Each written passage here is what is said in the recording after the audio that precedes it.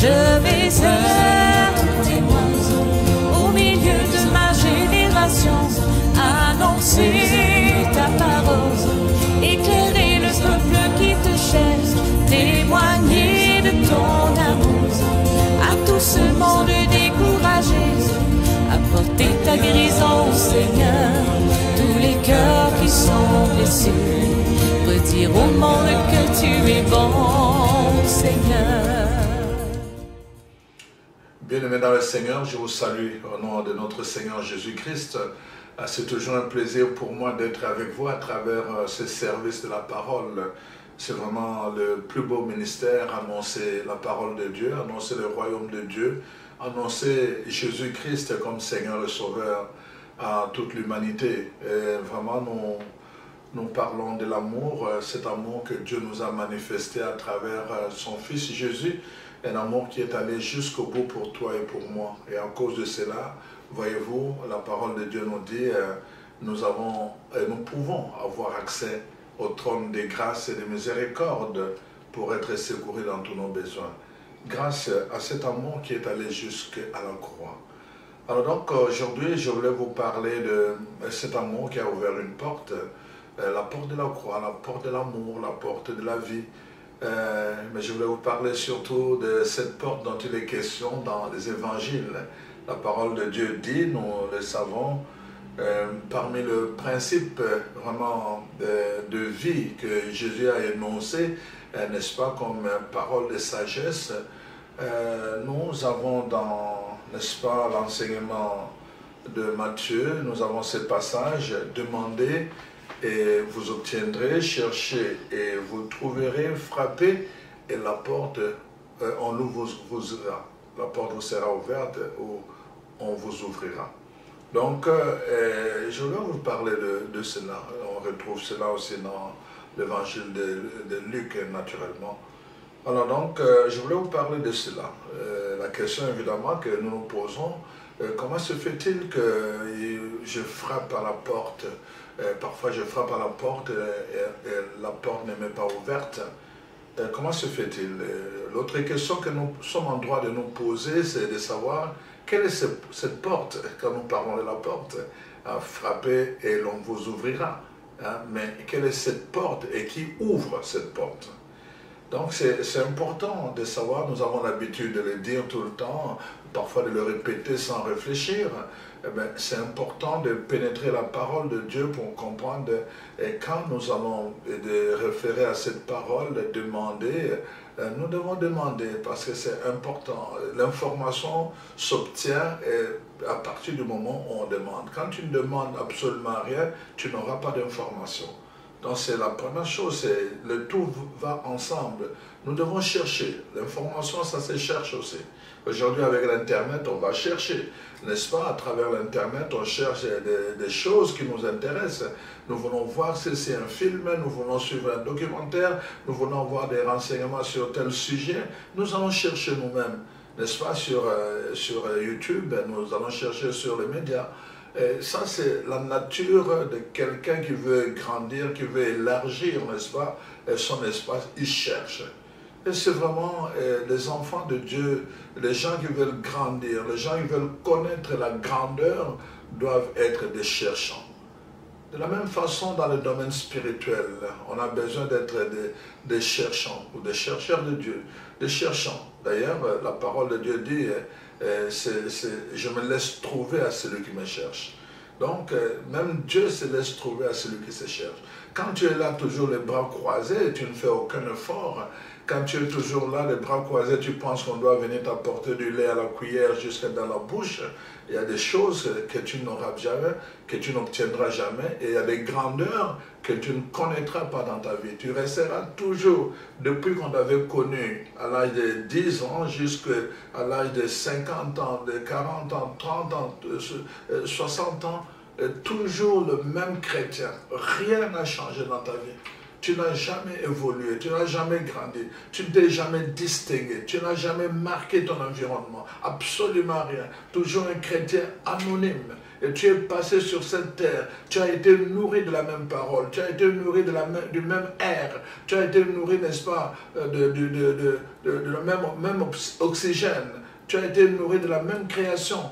Mais tu es passé dans l'anonymat sur cette terre en te disant chrétien.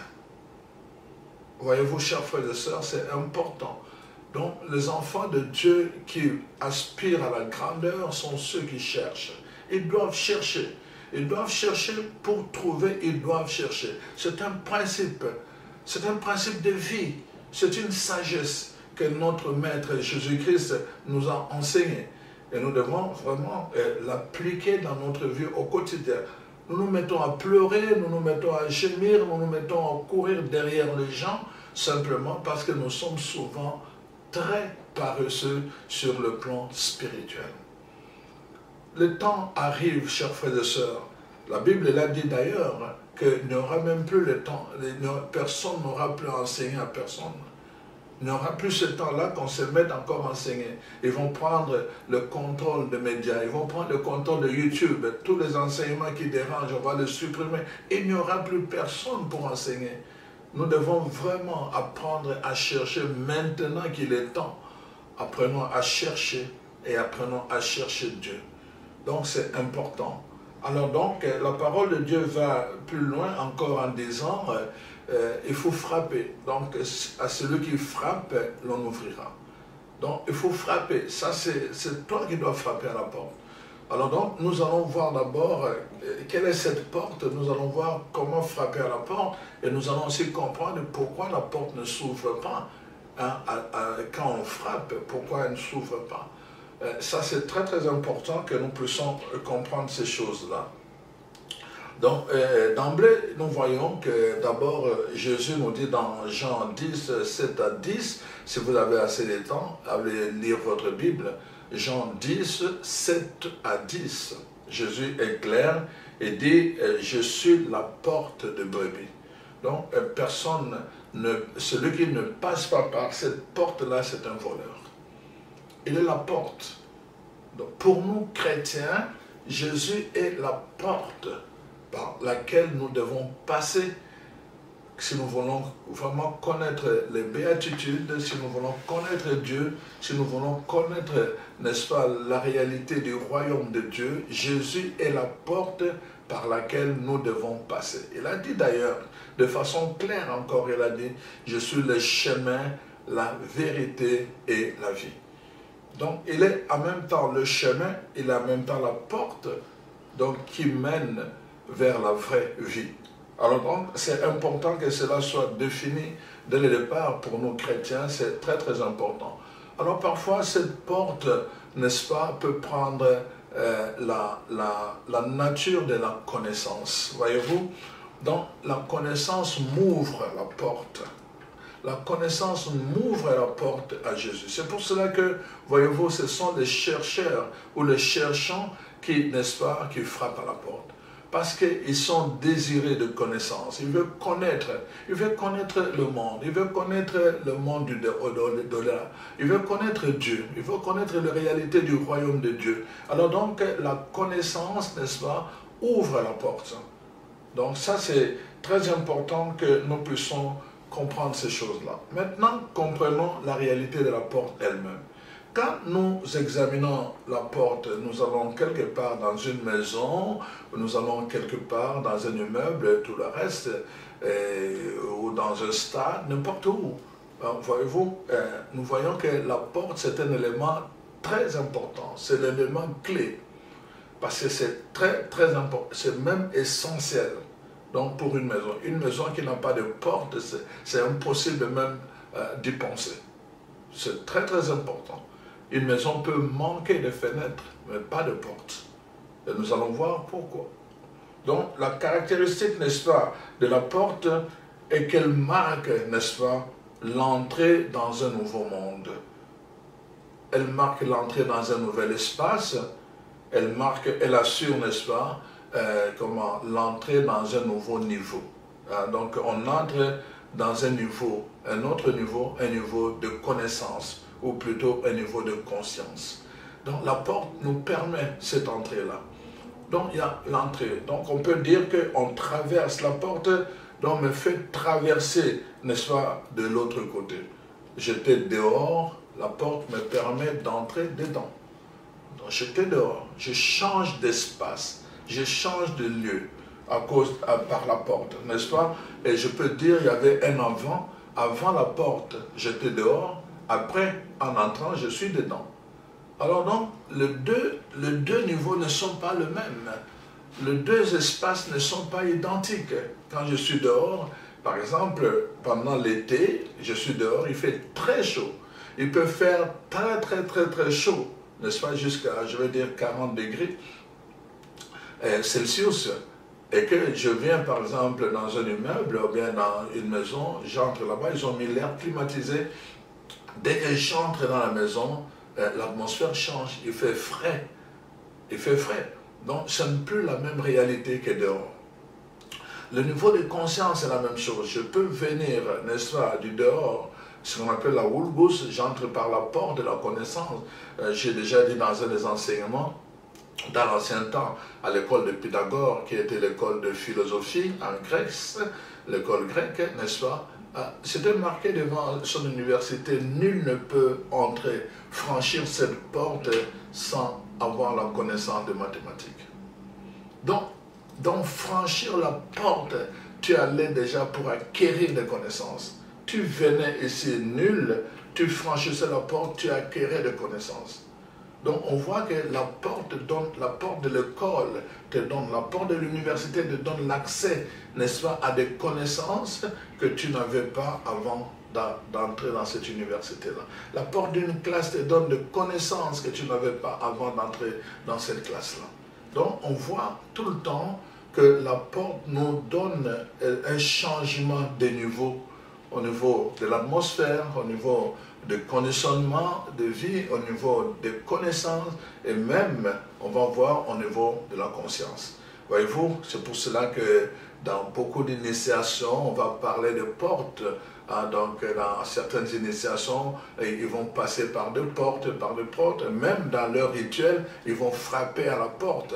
Et quelqu'un qui est à l'intérieur va poser la question, et puis après, maintenant, que cherchez-vous? Et puis après, ils vont venir, et puis on va ouvrir la porte, et puis on vous faire entrer. Donc ça montre clairement que l'importance de la porte, donc ça te fait entrer dans un autre niveau de conscience, ça te fait entrer dans un autre niveau de connaissance, et ça te fait entrer aussi dans un autre niveau de conditionnement. Comme je l'ai dit, quand il fait chaud dehors, il fait frais dedans. Donc on voit que ça fait partie vraiment de caractéristiques de la porte. Et comme je le disais, ce sont des cherchants, n'est-ce pas, qui frappent à la porte. C'est-à-dire que ceux qui se posent des questions, des gens qui sont habités par des questionnements. Parce que, voyez-vous, ceux qui ne se posent jamais des questions, ne grandissent jamais, ne croissent jamais, ne se développent jamais. Mais ce sont ceux qui se posent des questions sur le sens de la vie, des questions sur Dieu, sur l'au-delà, n'est-ce pas? Alors, ils savent que s'ils frappent à la porte, c'est parce qu'ils ont le désir de recevoir la vérité. Ils sont à la recherche de la vérité. Alors, ils ont le désir de le recevoir. Alors donc, on voit que frapper à la porte dans ce sens-là, c'est déjà vouloir y accéder. C'est déjà vouloir y accéder. Et dans le principe que nous allons voir ici, donc la porte va s'ouvrir à celui qui frappe parce qu'il a déjà le désir de vouloir y accéder. La porte va s'ouvrir à celui qui frappe parce qu'il s'aligne déjà dans la pensée du Maître, la pensée de Dieu, dans la pensée de son royaume. Alors la porte va s'ouvrir. Donc, frappez la porte, vous avez demandé et vous avez cherché, et alors la porte s'ouvre pour vous. Voyez-vous, pourquoi la porte s'ouvre? La porte, n'est-ce pas, nous le voyons au départ, quand nous voyons dans une maison, dans un édifice, la porte, n'est-ce pas, en bois, peut ressembler au mur. Donc, vraiment, au départ, il donne l'impression d'être un mur, n'est-ce pas? mais lorsque elle s'ouvre, n'est-ce pas, elle devient un passage. Un passage qui va du dehors vers le dedans. Ou encore un passage qui permet de passer du dedans vers le dehors. Les deux ensemble. On peut entrer à travers la porte, mais on peut sortir aussi à travers la porte. C'est pour cela que dans l'ancien temps, vraiment, la porte était vraiment un élément très important de surveillance, un élément de sécurité. On veillait beaucoup à la qualité de la porte. Quand la porte était vraiment ruinée, alors toute la ville à l'intérieur, n'est-ce pas, était en danger. On veillait beaucoup à la porte. Donc, il y avait des sentinelles. On ne pouvait pas faire entrer n'importe qui à l'intérieur sans s'assurer s'il était un ami. Donc, dans beaucoup de domaines, tu ne vas pas accéder à l'intérieur de quelque chose. La porte ne va pas s'ouvrir à toi. Et vraiment, quand on ne te connaît pas ou quand tes intentions ne sont pas nobles. Voilà pourquoi je pense que c'est très, très important. Alors donc, nous voyons, nous avons compris maintenant, n'est-ce pas, l'importance de la porte, nous avons compris, n'est-ce pas, la caractéristique de la porte, nous avons compris, n'est-ce pas, comment, à qui est destinée la porte, aux cherchants de vérité, donc ceux qui veulent croître, n'est-ce pas, qui veulent changer de niveau. Alors maintenant, donc, c'est cette question qui revient, mais alors pourquoi, n'est-ce pas, la porte, peut-être c'est ton expérience, pourquoi la porte ne s'ouvre pas quand on frappe? Pourquoi la porte ne s'ouvre pas quand on frappe à la porte? La parole de Dieu dit frappez et la porte s'ouvrira. Mais pourquoi quand vous frappez, la porte ne s'ouvre pas? Vous avez prié, vous avez jeûné, vous avez tout fait, vous frappez à cette porte ne s'ouvre pas. Est-ce que la parole de Dieu peut se contredire? Absolument pas. Dans les cas présents, absolument pas. Voyez-vous, c'est vraiment pas ça. Donc nous comprenons que la porte ne s'ouvre que parce qu'on le désire ardemment. Elle se dérobe à ceux qui ne manifestent aucune intention de s'élever. C'est-à-dire ceux qui ne veulent pas passer d'un monde à un autre. On ne va pas t'ouvrir la porte pour que tu restes toujours debout devant là. Absolument pas. La maison est climatisée, on ne peut pas ouvrir la porte à quelqu'un qui ne veut pas entrer, à quelqu'un qui ne veut pas changer de niveau, à quelqu'un qui ne veut pas grandir.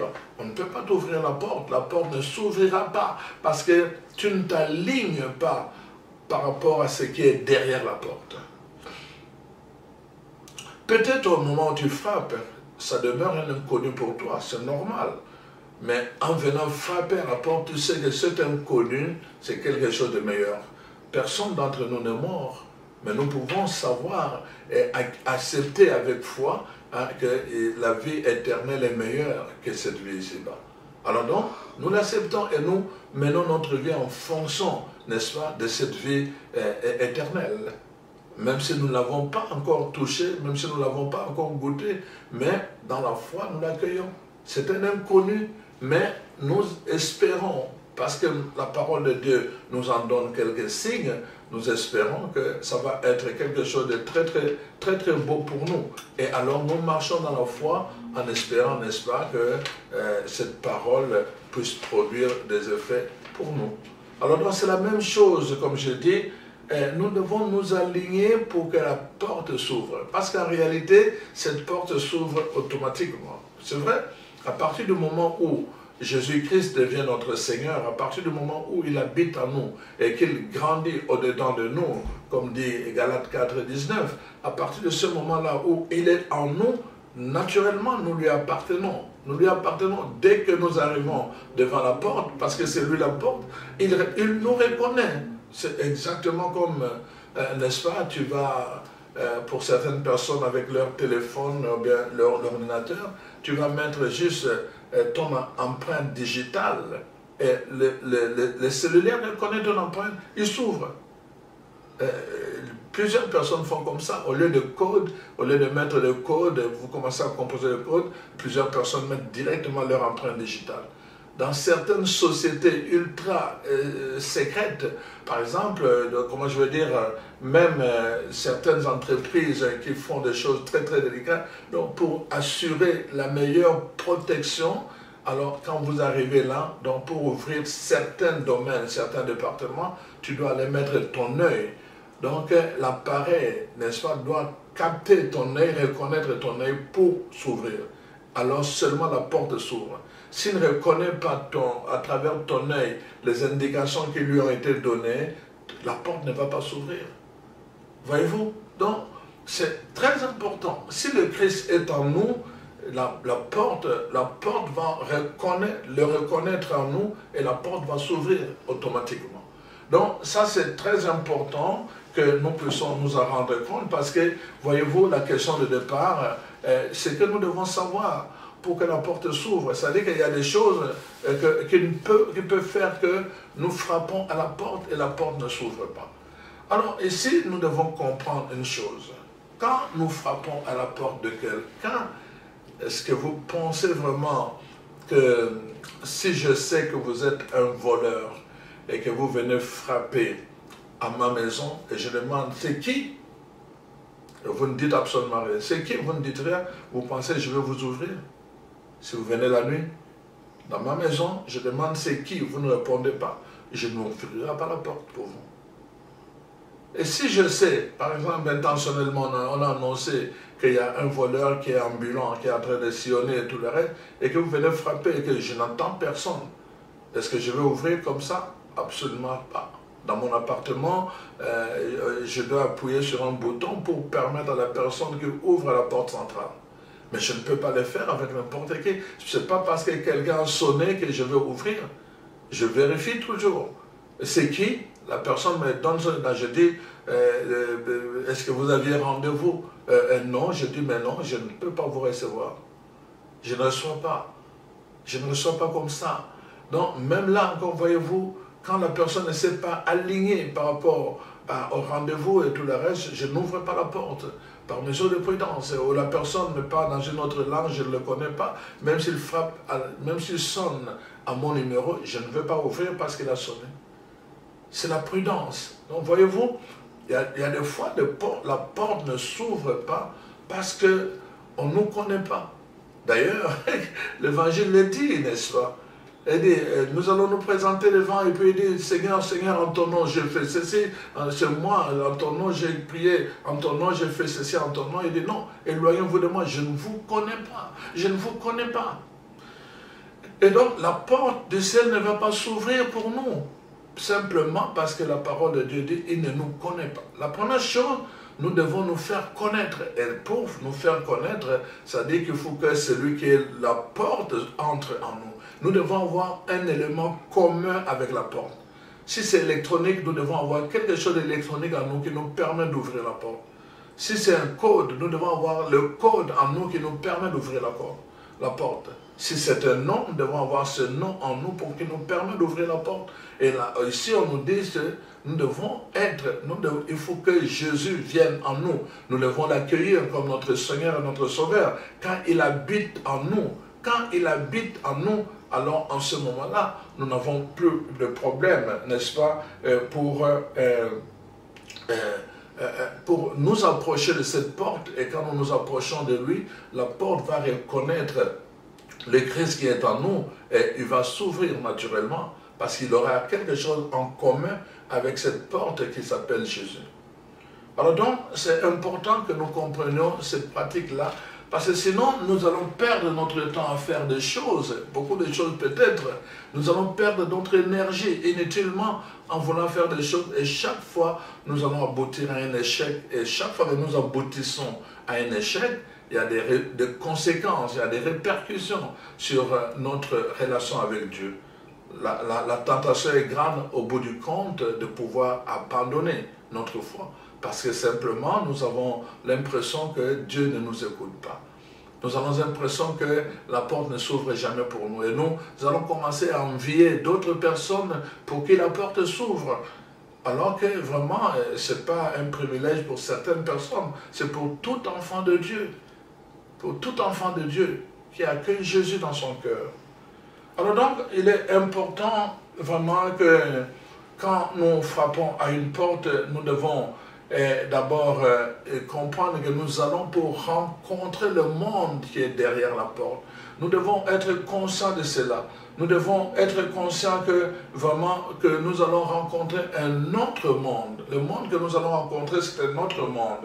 Alors si nous frappons à la bonne porte, n'est-ce pas, nous allons avoir l'assurance d'avoir la réponse. Si nous frappons à la bonne porte, si vous vous trompez de porte, bien sûr, les gens qui sont dedans ne vont pas vous ouvrir.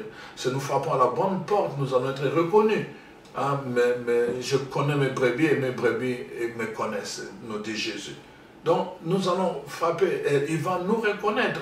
Et alors, il pourra faire de bonnes choses. Le vrai problème, voyez-vous, pour plusieurs personnes, c'est quoi? C'est que ils vont frapper à la porte, n'est-ce pas, du monde du vin. Ils vont aller frapper à la porte de Jésus, à la porte de Dieu, n'est-ce pas, non pas pour de bonnes causes, pas pour de bonnes raisons. Ils ne vont pas là pour le rencontrer, pour le chercher lui-même d'abord. Ils vont là simplement, n'est-ce pas, pour mendier. Ils ne vont pas frapper pour l'accueillir, mais ils vont frapper, n'est-ce pas, pour mendier, pour demander. Et ils demandent des choses, ils demandent des réponses à leurs problèmes, ils demandent des guérisons, ils demandent de ceci et de cela, ils demandent seulement eux. Parfois, ils demandent des choses qu'eux-mêmes doivent résoudre parce que le Seigneur leur a déjà donné le pouvoir. Je t'ai donné le pouvoir, agir. Mais ils ne frappent pas à la porte pour rencontrer Dieu. Ils ne frappent pas à la porte pour rencontrer Jésus. Ils frappent simplement pour demander. Alors, voyez-vous, ils sont là simplement pour implorer de l'aide. Seigneur, aide-nous, fais ceci. Et ils appellent sans cesse. Et pour l'intercession sans cesse. Et alors, il n'y a aucune réponse qui arrive, n'est-ce pas? Il n'y a aucune réponse qui leur est donnée parce que la réponse est déjà à côté d'eux. Mais ils cherchent mal. Ils viennent chercher pour des choses au lieu de chercher Dieu lui-même. Voyez-vous, si nous allons, n'est-ce pas, frapper au monde de Dieu, n'est-ce pas, à la porte de Dieu, je dis Jésus est la porte, et ça doit être pour le rencontrer. Ça doit être pour, n'est-ce pas, rencontrer un autre monde, un monde supérieur, un monde qui peut nous amener à la grandeur, un monde qui peut nous aider, n'est-ce pas, à un autre niveau d'intelligence, de compréhension, n'est-ce pas, de conscience supérieure. C'est cela. Nous ne devons pas frapper à la porte simplement, n'est-ce pas, pour rester nous-mêmes. Absolument pas. Nous ne pouvons pas frapper pour rester nous-mêmes, simplement demander des choses. Nous devons frapper à la porte, n'est-ce pas, pour rencontrer Dieu, pour l'honorer. Quand nous commençons à faire des choses de cette façon-là, et alors, voyez-vous, la porte s'ouvrira pour nous. La porte du vin s'ouvrira pour nous. Alors donc, à ce moment-là, nous allons développer l'union avec lui. Nous allons frapper pour nous unir à lui, à son intelligence, à sa conscience, n'est-ce pas? Et à cette conscience supérieure, nous allons frapper pour le servir.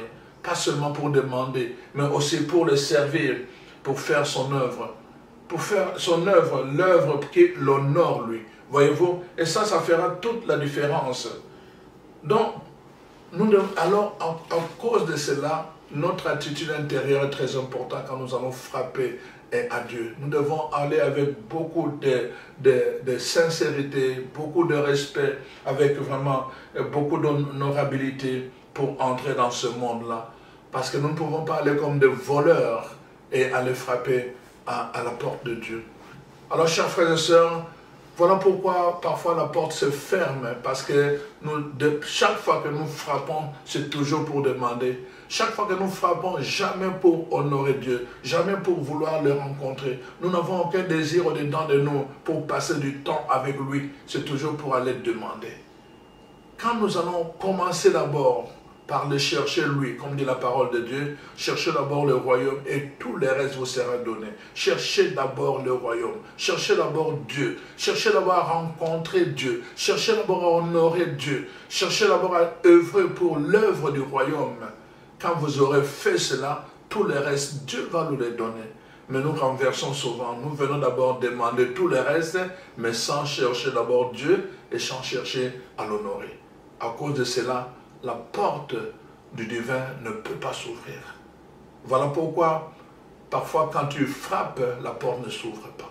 Alors, je prie Dieu qu'il te visite en ce jour, qu'il te donne vraiment cette grâce, cette lumière au-dedans de toi-même, pour que ton cœur soit toujours sincère et ton cœur soit tourné vers l'œuvre de Dieu, vers la cause de Dieu, quand tu vas frapper à sa porte, que ce soit pour le rencontrer, et qu'il te donne la joie de cette rencontre.